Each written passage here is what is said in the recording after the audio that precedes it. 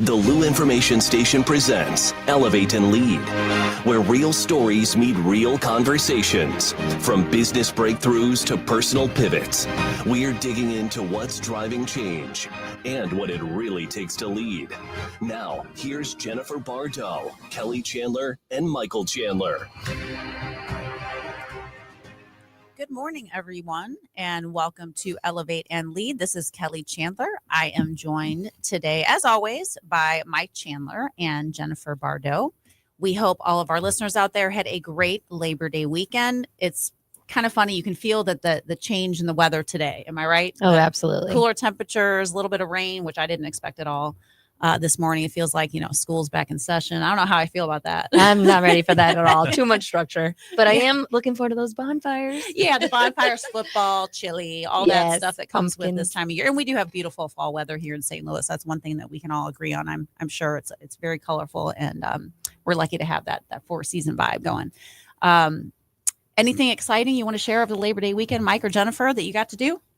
Well, I got the boys riding on four-wheelers. They learned how to ride four-wheelers, and it's pretty cool. It was a lot of fun. And we were crawfishing, and we cooked ribs, and we were just, total farm life. Yeah, kind of totally country. Ventured out into the country. I think I saw a picture of you on a four-wheeler. I love it. We were ripping it. That's fun. Mike? Well, we had the lake, so you can't beat that. Can't argue with that. It was fun. Went out and did some, what did we do? We putt. We went out to Lake House 13 for dinner. Nice. Just kind of stayed low a little bit. Yep. Had fun with the neighbors. So yeah, it was busy, but you can feel the temperature change actually in the water too. So yeah, the water is like 10 degrees chillier, from 2 weeks ago. That's wild. So yeah, it dips quickly. So before we kick off today's episode, we want to thank our sponsor, Kathy Kilo Peterson from the State Farm office, actually located in Wing Haven, out in O'Fallon, Missouri, which is where we live, ironically. Kathy's an amazing lady. She gets so involved in the community. She's actually sponsored some grid events, Jennifer. Yeah, she's a great author. Yeah, that's so amazing. Yeah. She's a great lady, and she truly does put her money where her mouth is, if you want to say it like that. She's just someone that is willing to give because she's had a successful business. She gives back to the community in such a meaningful way,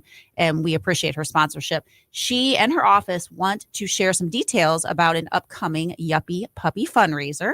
It's happening Saturday, September 13th from 10:30 a.m. to 1 p.m. at their location at 2342 Technology Drive in O'Fallon. The event features food trucks, vendors, face painting, giveaways, and adoptable dogs. And they have an office mascot named Vinny, so he will be there as well. Don't forget to bring some blankets, toys, pet food, or any items that you want to share to help support the rescue. That is the Yuppie Puppy fundraiser, September 13th in O'Fallon. Fun for a great cause. O'Fallon, Missouri, to be clear. Yes, there are. Not Illinois. Yeah, Not Illinois. Or Illinois. Yeah, Illinois or Illinois. Yeah. So yes, thanks again, Kathy. And we want to take a minute to reflect on the episode from last week. Jennifer, you want to remind our listeners who we had on? Yeah, so we had Chad Lynch, and I initially met him from the Leukemia and Lymphoma Society, and then we bridged tons of connections through that journey. But he was a phenomenal leader. I thought it was really cool to hear his journey because it was extremely inspiring, filled with grit and transformation and like self-ownership, dropping out of school, literally not having any money in his bank account, asking for a rescue from his mom. And then here he is, this Microsoft legend, like senior leader, reports to the largest CEO in the freaking world. It seems like it was just insane. Like his journey was so humble and kind, and you can tell he's constantly evolving and wanting to give back. Like the fact that he showed up even though his son's going through cancer is really telling about his character. Yeah, I agree. I mean, I think just one thing that stood out, I think that's most important, is the fact that he shows up with that perseverance and grit, but he went through something completely resetting as a teenager. Starving, right? Yeah. Down on his luck, not wanting to do anything, but sometimes that trigger doesn't come until you're past, 20, 21, 22.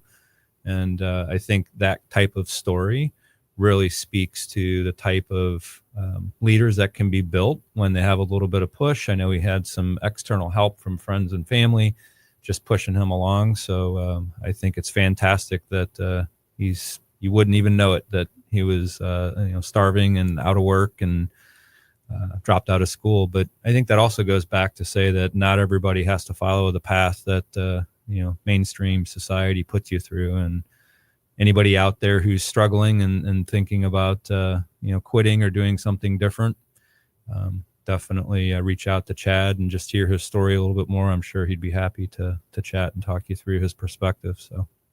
And when we say dropped out of school, he dropped out of school after 8th grade. So that's pretty amazing. I mean, that's Absolutely. young. That's about as young as you hear anymore. And he really did turn his life around. And like you said, he likes to give back. He speaks at, I think, was it SEMO? I can't remember the school, but he goes back to where he went to school and speaks to future leaders. And I think that's just, like you said, a testament to the teaches, type of character. Yeah, he still gives back. Like, he obviously doesn't have to do that for financial means. It's just more about where you have purpose and give back to those that have supported him. So cool. Very cool. Absolutely. So we want to put a little bit of an advertisement or a new offering out there for all of our listeners. So over the past couple of months, obviously we've had some super interesting guests on a variety of backgrounds, different leadership levels, from founders to executives to directors, and those people have offered incredible insights about their life. And we also realize that it's hard to listen in every week for an hour and find 4 hours a month sometimes to listen to the show. And so something that Jennifer and Kelly and I put together is really this monthly brief and toolkit. So we've done the hard work to essentially build out monthly themes from our guests, recaps, trends, and it's matched to all the marketplace stuff going on, like the billions of dollars being put into the infrastructure of our roadways, all the healthcare progression that's going on with Mercy and their spend.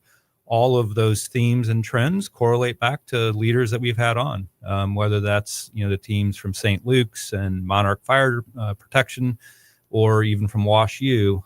So we've been working hard behind the scenes to compile this monthly toolkit. It's about a 15-minute audio recap that also has a 2 to 3 page toolkit that comes with it. And it's a recap of every month. So July's is out, and it's basically has 5 episodes with 10 leaders from that month that were involved. So, Kelly? My case when I use this term, but I call it the secret sauce of leadership, because it really is. Not everyone has the time. And this is literally a 15-minute quick hit. You can listen to this at the gym. You can listen to it on a break while you're waiting for your kids' game to start. I mean, it's a really incredible way to get a summary from so many leaders. And like Mike said, tie it with marketplace trends that are hyper local to St. Louis and our region. I really hope that people will take the time to, look at this new offering, because it's jam-packed with information and great tips. So we're really excited about it. Jennifer's going to share also a little bit more on how you can grab that information from us or get it from us. Yeah, this is really made for busy people like all of us, right? We really have a hard time sitting still for an hour, or let alone reading. So this is more practical takeaways to really, get the content that is really rich within that hour that we're interviewing these incredible guests. And it's a monthly subscription for $12.99, and you can have an annual subscription for $99 annually. So, I mean, it makes a lot of sense if you're really wanting to get in tune with the local and, entrepreneurship space and what's really happening in our community. So definitely for us busy people, definitely check it out. Absolutely. Thanks, Jen and Kelly. And so that will be on our LinkedIn page. You can find that at Elevate and Lead at Lou Info on LinkedIn, and we'll continue to share more details. And we have a free sample available for if you want to try before you buy. If you're one of those types and you don't want to sign up for something you've never seen, we would encourage you to reach out to us through the LinkedIn page at our email address, which is elevateandleadinfo@gmail.com, or you can private message any one of us, on LinkedIn. If you're connected or you haven't been connected with us, go ahead and send us that connection invite. Yeah, we'll toss you a link. Yeah, perfect. Excellent. So it's that time for Ask and Elevate, and we'll have to work with Ryan on this one to maybe get us a little jingle or some kind of intro for Ask and Elevate, something cool. But can you toss us a little ditty? Yeah, just let me know whatever you want, and I can play it whenever. Love it. Absolutely. We'll work through that. So we introduced this segment probably 5 weeks ago by now, and it's really an opportunity for you, the listeners, to ask us questions that are on your mind, whether those are sparked from some of the guests that we have, or just insights about business. We're not perfect. We'll do our best to answer from our perspective, but that's what it's all about, is ask us a question. We'll elevate the response on our radio show and do our best to give some advice and direction. So this week's question actually came from Brian out of Afton. Brian runs a small construction company, and he is struggling with when to know how and when to step back and let his team take the lead versus him when he knows that he needs to stay hands-on. How do you know when to trust your team and when to step in? That's tricky, right? I think it actually doesn't even matter what industry that is. It's just a transition in leadership. And as an owner, do you have the right infrastructure so you can trust your team members to step away? And what comes to mind is actually Betsy Cohen's episode when she was talking about how she was wanting to transition out of her role, and she had groomed the people that she knew could do that job. So I think as long as you've groomed the people that are going to essentially be your brand reps and you can trust them, then I say let them fail, let them learn, step away and see what you've built. Yeah, I think that's really good. And I think, that Brian's talking about construction industry in particular. So obviously that probably requires a lot of hands-on labor-based capabilities, some skill and will. And so I think, Brian, one way to look at it is I'm assuming you have in construction some kind of repeatable accounts or accounts and customers that trust you, that you have some relationship capital built with, and, find places where you're not out on a new job, a new big project where a lot of things could go wrong potentially, but where you have repeat business, where you might have opportunities to let your team stretch, let them go out for a day on their own, put checkpoints in place with them where you can come in at lunchtime or afternoon and review the work, give them a dial a friend phone number when they might be getting into trouble or feeling like they need help. And then lastly, if you do feel like you're in a situation where you don't have that foreman or that construction manager available, you might need to look deeply into hiring someone or finding someone that you can trust. And, not knowing your situation though specifically, I think where, again, relationship capital is built up with customers, they trust you. You can talk to them about Tim or Tina or Johnny coming in to kind of help be the foreman for the day. You can set expectations with that client that they're kind of learning to step up, that you're always on call, but find those opportunities to give them that stretch assignment, but give them the opportunity to step in and ask you, provide curbstone coaching, show up and help out. Don't just leave them out to hang, Not at all. and hang out to dry, because clearly that could get you into trouble. But I agree with Jen. I think it applies across the board with anybody. Find those coachable moments and those opportunities, and you just got to have a trust fall at some point, because not everything's going to go your way. And certainly they might do things differently than how you would execute, but focus on the quality and the outcome of the job versus maybe a technique they're using that is new to you or different.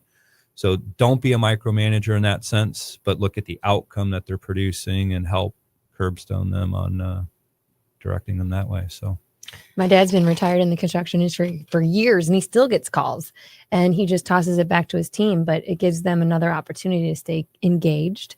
So even if this gentleman gets to a point where he retires, he's always going to have ties to that business because he poured his heart and soul into it.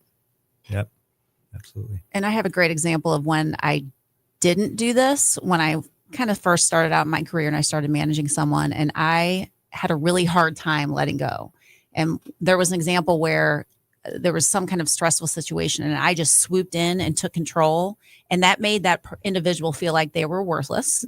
I was stressed out. I didn't give them the opportunity to fail. And it ended up being a really poorly communicated process. I was not happy with it. I'm glad I recognized it after the fact, but I should have just stepped back and helped teach that person to do it versus swooping in and fixing it. It was just not the best situation ever. And it created tension between us really from that point forward. So if you're ever going to grow as both a person, a leader, and as an organization, you have to put those steps in place, or you'll just be constrained to your own talents and you won't be able to grow. So, And I love that you shared that vulnerable story, because that takes courage. And like, I do that with my boys all the time. I'm like, oh my goodness, I'm enabling these Yeah. children, because I just jump in and then instead of allowing Right. them to figure it out. right. And it's So, painful to, it is. to Yeah. not To to watch them swoop struggle. in. Yeah. Yes. You want to be like, oh, I can do this in 2 seconds, but you have to. And it takes time and patience and just that general understanding. It comes with time too, I Yeah. think. So Yeah. great question, Brian, right? Yeah. Brian from Afton. Hopefully that helps you. Yes. Yeah. And thank you, Brian. We appreciate that. If anybody else has a question, remember, just reach out to us at on LinkedIn at elevateandlead@luinfo, or you can send us an email, as some of you have been doing, to elevateandleadinfo@gmail.com. So thank you very much, Brian, and keep the questions coming in. Awesome. Well, I am so thrilled that we get to introduce our guest now. This is Michael Bleich. He's not only an incredible leader, but he's family. And I'm thrilled to have him as a guest on our show. He has listened to every one of our episodes, and he is so well credentialed. He has his RN, his PhD, and so much more. But before we get started on asking questions, I'd love for you to just introduce yourself and let the audience know a little bit about who you are. Well, first of all, let me say thank you to each of you for having such a great show. It is so delightful to have something on the air that is different than most of what we're hearing these days, which is not always positive. And Jen, you have been just a great joy in my life. And I would also say, I feel like I know Kelly and Mike both from listening to each episode. So you have definitely hooked me in forever. So I'm a Wisconsin native. You can probably hear a little bit of the Chicago drawl because I lived in Racine, Wisconsin for 18 years. My background, actually, I was going to be a music teacher. A lot of people don't know that, but I ended up taking piano lessons right after a hospital administrator's daughter was taking a piano lesson. And so he was sitting, we sat in the vestibule talking to each other, and he offered me a job. And when you're from a small little town in Wisconsin and there's money involved, so I could work for my dad for free, or I could go and work there. And so on my 18th birthday, I went and started working in a psychiatric hospital. Wow. With virtually no background. And so it was a little bit on the one flew over the cuckoo's nest side of things, but we'll save some of those stories for another day and a glass of wine. But I would say this, that it was probably the best decision I ever made. I continued in music. A lot of it was church music, and I got involved in that. So I didn't let go of that. But at some point, I started to realize that maybe this isn't a career. Maybe being a school teacher, working with kids relentlessly, as much as they are wonderful. Did I want to do that for 50 years? And I think at some point I decided, no, I don't want to go down that path. So I started working in healthcare. And I guess I just became fascinated with it. So my first couple of jobs were working with developmentally disabled people, working in psychiatric mental health, which is where a lot of men who are in healthcare, we kind of get channeled into these areas like the emergency department or critical care or psych and mental health. Mostly, I guess, because we were supposed to protect everyone. But when I got past that part of it and started working in hospital settings, I realized that, wow, I have some stretch here. I can go do this. But what I would not have anticipated along the way is that nursing is probably one of the few careers where you can reinvent yourself in 20 different ways. You can go into administration. You can go into consulting. You can go into academics. You can go into establishing your own business. You can be an entrepreneur. You can work in sales, because all of this medical equipment, those are mostly nurses out teaching physicians how to use it. So consequently, I eventually started to realize that I had more potential in this field. And so I kind of started the academic creep. And I always took a job before I was fully academically prepared. So I was always chasing the next degree. So when I got my bachelor's degree, then the Joint Commission, which is the accrediting body, they required a master's degree. So I guess I'm going to go get a master's degree. And then at some point, I made the decision that I was more interested in some of the corporate opportunities for system-wide leadership. And so that's when I realized I had to do my PhD. And so I didn't do it in nursing. My master's is in public health. My doctorate is in human resource and organizational development, which I think, Mike, is right up your alley. So I've had a good time. I've been around the world and have done things I would never have dreamed of achieving or experiencing in my career. So that's my background. Well, and I've heard you play the piano, and you're quite talented. I loved having you do that for Christmas at my house. So how do you keep your passion? Obviously, you've worked in several different hospital settings and university settings across the country. How do you keep motivated and passionate about nursing and leadership? Well, I've always been attracted to leadership since my graduate degree. I worked in a cohort model, so I was with executives from around the country. And I was just fascinated with it. One of the first things I learned was about chronology. And we find that a lot of firstborns, and I'm the oldest of 5, in a room of 30 executives, 28 were firstborns. And so only 2 were secondborns. And so there have been different pieces of leadership that have just kind of hooked me in. And I started thinking, why would that be? But then you start thinking about, overparenting, and the firstborn always gets a lot more attention. And by the time there's 3 or 4 or 5 of you, Parents are worn out by they're then. worn out, and they're kind of like, if it's not, if I don't see active bleeding, it's all good. So, I've been motivated because in healthcare in particular, although I've done consulting in other areas as well, but in healthcare, it's always changing. You've had some great guests on that have talked about technologies. The healthcare environment, when you look at our seniors today, when you look at the number of people in our country that have no access to care of any sort, we're one of the only countries that has never designed a system to care for everyone. So I guess I've always been fascinated by the business aspect of it, by the technology aspect of it, but mostly human caring and compassion, and what is the secret sauce there for having an experience that makes it worth that makes life better for people in general.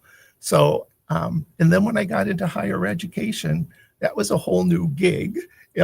That's a very different culture from the hierarchical structures. Now you're into lateral leadership rather than hierarchical leadership. And that has its own special set of circumstances.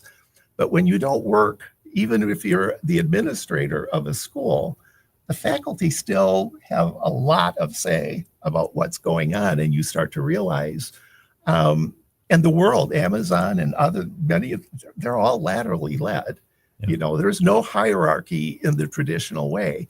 So I guess I'm still frustrated and motivated because at my age, you start to think, well, what's going to be better by the time, I leave the earth? And I would say that it's just the hierarchical structures are not giving us the adaptability that professionals who are well educated have. And so it motivates me to just keep pushing forward on that kind of thinking. I feel that fire. I love it. And I'm like, okay, here's a little rebel. He's going to push the envelope. But if you didn't know, his titles are president and dean of BJC. You've had some incredible titles. So in regards to some breakthroughs in your lifetime, what are some of those that have kind of helped you be, forward thinking for your career? Oh, that's a great question, Jennifer. Here's what I would say in thinking about it. Never underestimate the power of someone believing in you. My first breakthrough into a major leadership role was in Wisconsin. I was still, in today's terms, very young in my career. And we had executive turnover, sudden turnover of a chief nursing officer. And I was doing background work in this hospital, and I won't go into the details, but it was designed in a very different way. And there was only like 20 hospitals like it in the US and Canada. And so I worked in that setting. And I knew that setting really well. I had been what they call a float nurse, which means you go in and fill in, you float to any unit that needs help. And I kind of like that because it was challenging. But I would say that when I had the opportunity to assume a chief nursing officer role as a vice president, I wasn't their first choice. They interviewed other people. I was very young. Again, I mentioned earlier, I had to chase that degree and was doing that. But I had a nun, and that's my St. Louis connection because Sister Catherine Albers came from St. Louis, and she was the administrator back in the day at St. Anthony's Hospital. And so my St. Louis connection came through for me. It's kind of a whole 360-degree scenario here, but she believed in me. She absolutely believed in me. And so she went to the board. They were about to appoint another well-educated nun to be in the role. And Sister Catherine said, she's not the right person. She needs to be where she is, doing what she's doing. And so she put my name forward. And I had the backing of a lot of our nurse leaders, especially on the evening and the night shift. And they said, look, he is young, but he knows this system. He helped design this system, and we think he's our future. And so Sister Catherine told the board that she would watch out over me. Yeah, she did. And she came to my office and she said, you probably know a lot more about contemporary nursing than I do, but I will do this for you. I will pray every day for your well-being, and I'll check in on you every day. But the power of being young, not really probably knowing all the ins and outs, the risks that were associated with it, really, she just believed in me. And so she kept that to the point. Thank you very much for that story. It was very powerful. And we were going to take a short break and we'll be right back. The Lou Information Station.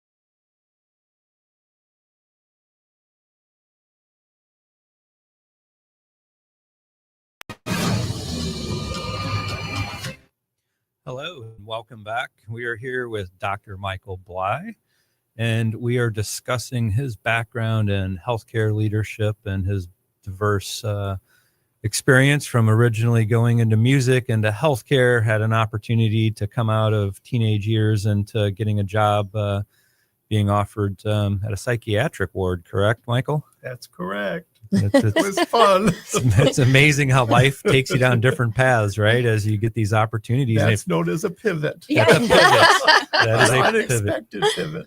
But it's good because you took advantage of that opportunity, and it obviously has panned out extremely well for you. And before we went into break, you were talking about your turning point, that you'd sound like you had some divine intervention and a nun who was praying for you, but also probably mentoring you and some help that pushed you along and kept you maybe true north, I guess. And I think that's important too, that, a lot of this doesn't always come just from being internally motivated. You've got some external help and forces and mentors that help bring you along and pivot you through, right?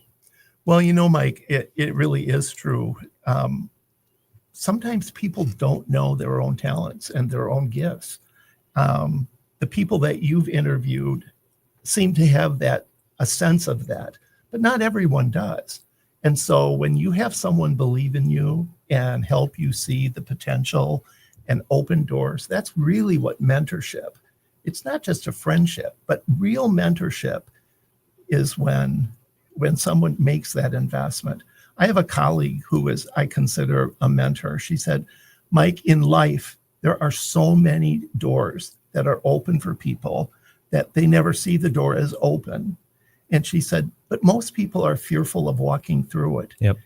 And so I that's always stuck with me. And I have such a sense of, yes, walk through it. The other thing she said is never take a job you're qualified for. Right. And she said, because there's no challenge there. There won't Sure. be growth if you're so comfortable doing this.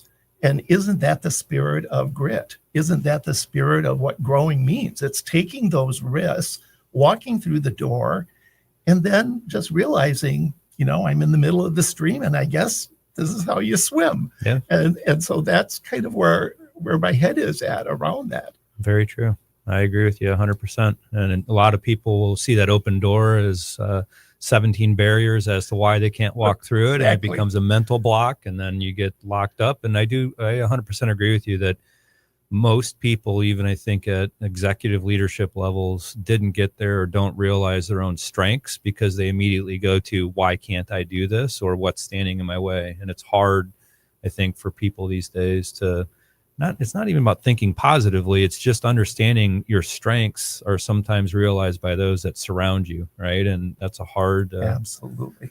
it's definitely takes a while. So talk to us about setbacks, Michael. There's got to be something along this journey that you've run into. It's not a pivot. You've had a setback, a failure, a tough moment, something that you've learned from. And I know you're going to say, I've got a lot of those, but give us one or two that really have changed you or taught you something important. Well, the first thing I will say is that failure is when we learn. Mm-hmm. I'll have students that'll come into me periodically and they'll say, oh, I got a C on this and blah, blah, blah. And of course, they all want an A because they think they deserve an A. But I remind them, I congratulate them on their C. And I'm probably one of the few professors that does that because this is a student that has the potential to move up somewhere. If I've been perfect my whole life, gosh, there's no learning in that. And so, I absolutely have had really some pretty traumatic kinds of pivots, but that's where learning happens. And so I would say that one big setback was losing a job. And I wasn't expecting it in this particular circumstance. And I really thought it was career defining for me. I really thought there's no place for me to go anymore. And I had been really thorough in studying executive turnover. Yep. I've been fascinated by sports teams. We have a lot of, shifting going on right now here in St. Louis. But, if you're leading a sports team, you don't really leave the field. You just move to another team. And then suddenly, and then the research shows us that usually a team will play better for about 3 to 4 games, and then they're back to outcome they had before that leader left. Right. And so I've studied executive turnover and what it does to organizations. And so when I saw it in my career, I know what it did for me, and how devastating it was when you trust someone, and you have a relationship with, and then they're suddenly gone. We've all seen the HR memo, right? That says, Jane Doe left and she's pursuing other opportunities. Yep. And that memo comes out on a Friday afternoon at 3:00. And really, it destroys confidence and trust in executives when those kinds of memos come out. So when it happened to me, I thought of myself in terms of how will I survive? What will I do? And then what will it do for the people that, the team that I've built who entrusted me? And so, it was a time of deep reflection. And so I recognized there were a lot of things that I could have done differently or better.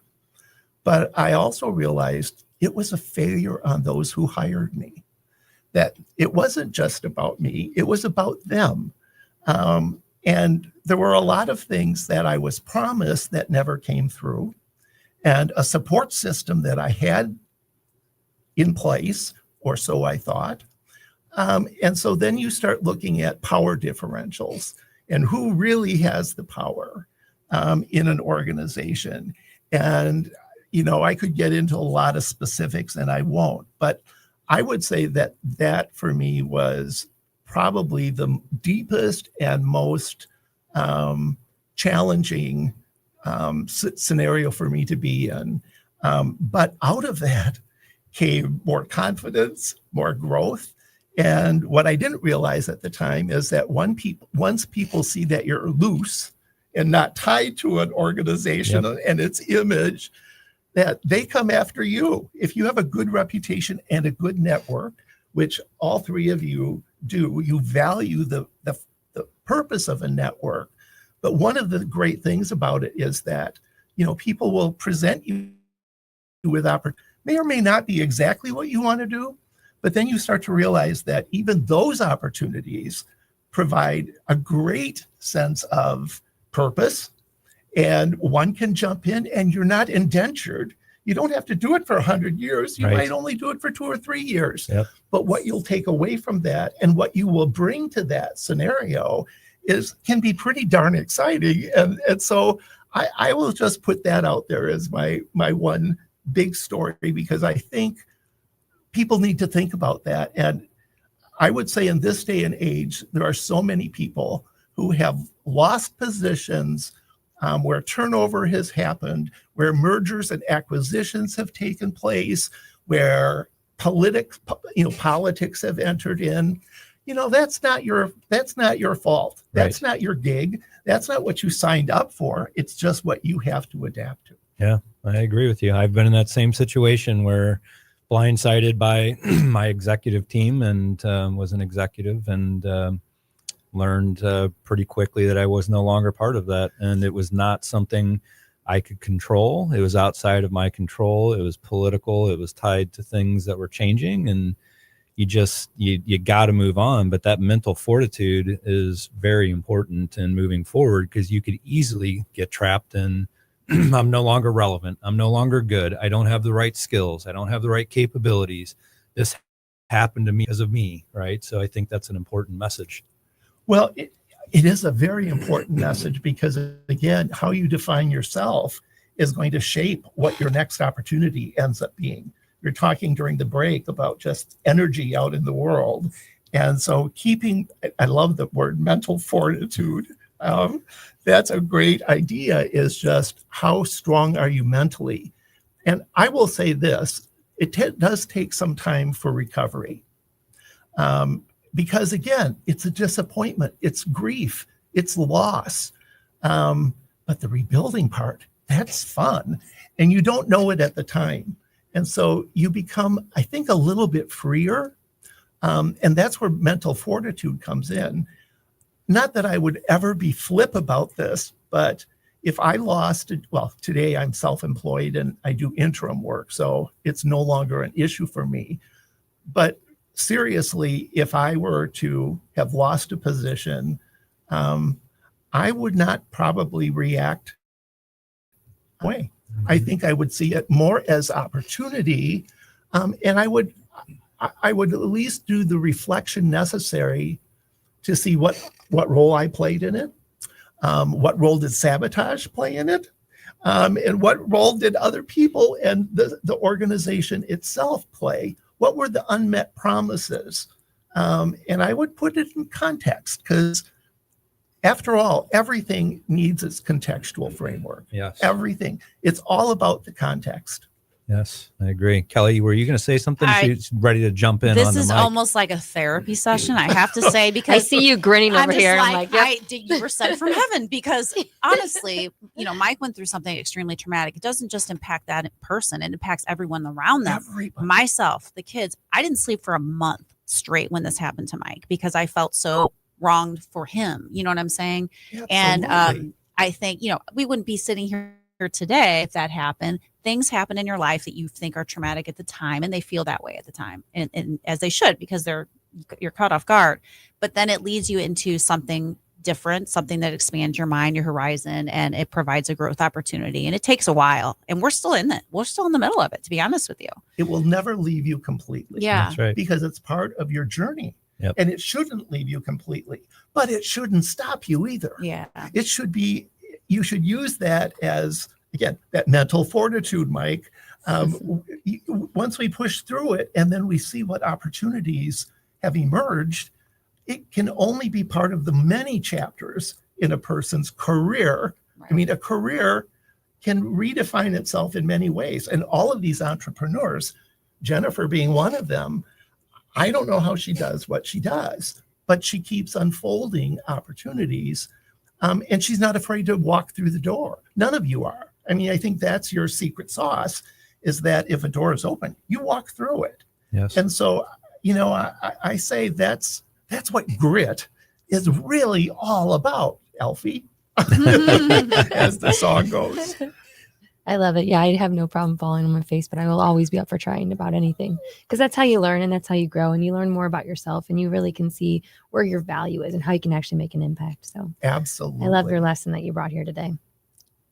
Yeah. Great. And on the flip side, you've had so many experiences. What are you most proud of? What's been your biggest, what you would say, success? And there probably are many, but if you could maybe share one or two. Oh, well, I'll share two. One is that I like taking on organizations that are troubled. I've learned that about myself. I don't want a well-oiled machine. I like creaky organizations, and I like the challenge of it. And so when you can turn it around and build a culture and build a team that really values high standards, a good work ethic, kind of like the teamwork I see here. There's a positive energy about it. When you can do that, that is enormously fulfilling, because that culture will last far beyond any one person's lifetime. So, that's one. And the second one, I would say, this is going to sound a little more wonky, but I was selected by the Institute of Medicine to be one of 5 nurses out of a panel of 20 people, 20 top experts in the country. And out of 3 million nurses, I was one of 5 selected to write a report called The Future of Nursing. And that report it's the most read report ever in the history of the Institute of Medicine, which is now called the National Academy of Medicine. But that invitation, and I am going to share with you, not only was the work itself just incredibly important to many people, and many of the things we're doing today in healthcare are as a result of the recommendations in that report. So it had huge impact. But I think more important for me in that was the idea that to be invited to do that kind of work, to see the impact of it. And the reason I got selected, I found out afterwards, was because I was organizationally agnostic. Now, what does that mean? It means that of all the healthcare organizations there are, and there are hundreds of them, everyone goes to meetings to protect and defend their organization. Yep. And I was one of the few people they could identify that was neutral. And so I got invited because they felt that I would be able to look at the big picture. I would understand, and I did understand, how these organizations interacted with each other. And so it's one of those times where you think, oh, I could have latched onto this group and became the president of that organization, or I could have done this over here. But I was involved in those organizations, but not to the point where I was so struck by their mission that that's all I could see. I became, it was like a tunnel vision. And so for once, I was recognized as someone who was intellectually capable, who was connected enough, and who would make an honest appraisal of where we needed to be. And so that's my, the success of that report, to a large degree, set me in motion for even some of the international work that I've done. But it certainly has been gratifying to see how those recommendations have played out here in the United States and how healthcare, I think, is better overall. Donna Shalala, who was former Secretary of Health at CMS, Centers for Medicare and Medicaid, really led that. And it was like taking a master class in terms of how she handled it. So that's it. Well, that is incredible and quite flattering, I'm sure, personally, professionally, that you were chosen and that they honored the work you were trying to do. Like you said, like we've said, laterally or across the board, which I think is extremely important. And I can see why you're in education as well, because you're giving that perspective that is very broad and covering a lot of territory versus going down one particular rabbit hole. So congratulations on that. Thank you so much, Mike, for being here today. It's been a pleasure. And I love that you've listened to every one of our episodes. Yes, thank you. And brought Thank so you, much yes. depth and knowledge and just your wisdom. Next week, we will have Chip Smith, who is an entrepreneur and successful entrepreneurs with grit, which was my last anthology that I published. And he is also the founder of multiple companies. He's with Greenleaf Capital Partners. So you're listening to Elevate and Lead with Lou Information Station, and we'll see you next week. You've been strong for everyone else, but let me ask you, who is strong for